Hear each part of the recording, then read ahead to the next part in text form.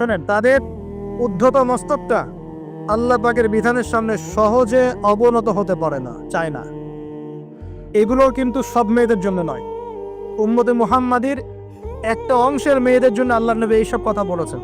আবার এমনও মেয়ে আছে, শোনেন, এমনও মেয়ে আছে যারা ঈমান আমল টিকে রাখার জন্য না খেয়ে থাকতেও রাজি আছে।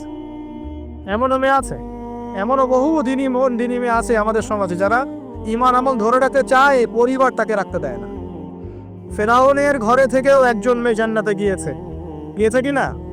গিয়েছে। অতএব আমরাও যে দুধে দেওয়া তুলসী পাতা এমন নই, আমাদের মধ্যে বহু খারাপই আছে। কিন্তু নবীজি এখানে স্পেশালি বলেছেন যে শেষ জামানার মেয়েরা, নিসাউন কাসিয়াতুন আরিয়া, যারা কাপড় পরে নগ্ন থাকবে, মহিলাতুন নামিলাত, যারা অন্যকে আকৃষ্ট করবে, অন্যের দিকে আকৃষ্ট হবে, এরা জান্নাতে যাবে না, জান্নাতের গন্ধও পাবে না।